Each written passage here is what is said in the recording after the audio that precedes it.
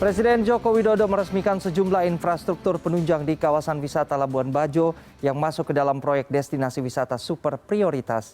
Sejumlah infrastruktur seperti 8 ruas jalan, pelabuhan kapal pinisi untuk wisata bahari, Taman Nasional Komodo, hotel dan tempat belanja telah rampung dikerjakan.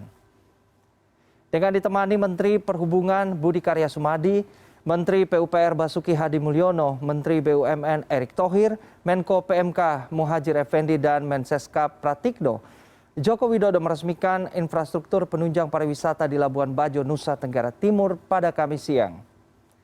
Sejumlah sarana penunjang pariwisata seperti pelabuhan, 8 ruas jalan, pusat belanja oleh-oleh serta souvenir, penginapan, creative hub, Plaza City Walk, amphitheater dan kawasan wisata terpadu telah rampung dikerjakan.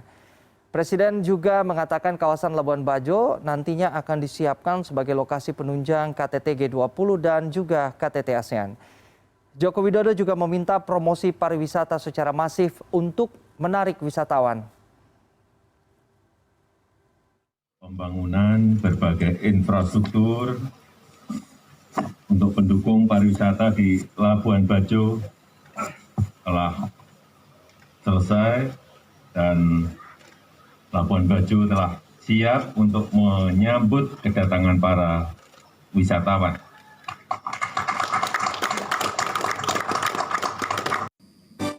Presiden Joko Widodo juga meresmikan penggabungan atau holding PT Pelabuhan Indonesia Persero atau Pelindo di Labuan Bajo, Nusa Tenggara Timur. Penggabungan Pelindo telah dinantikan Presiden selama 7 tahun ini. Akhirnya terrealisasi. Menurut Presiden masih ada ketidakefisienan proses logistik di Indonesia sehingga biaya logistik di tanah air masih jauh tertinggal oleh negara-negara tetangga yang biasa logistiknya hanya 12%, sedangkan Indonesia 23%. Jokowi berharap dengan pembangunan infrastruktur baik jalan, pelabuhan maupun bandara, produk-produk Indonesia dapat bersaing dalam harga dengan produk negara lain. 7 tahun yang lalu sudah saya perintahkan saat itu ke Menteri BUMN, ke seluruh Direktur Utama Pelindo 1, Pelindo 2, Pelindo 3, Pelindo 4 untuk segera mengholdingkan Pelindo ini. Saya tunggu-tunggu 7 tahun, enggak terrealisasi. Sudah dimulai, oke, kalau enggak diholdingkan, transisinya ada, virtual holding.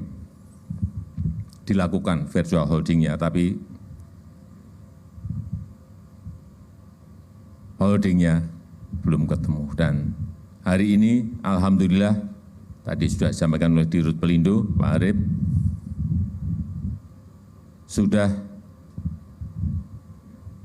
terjadi Pelindo 1, Pelindo 2, Pelindo 3, Pelindo 4 menjadi PT Pelindo atau PT Pelabuhan Indonesia.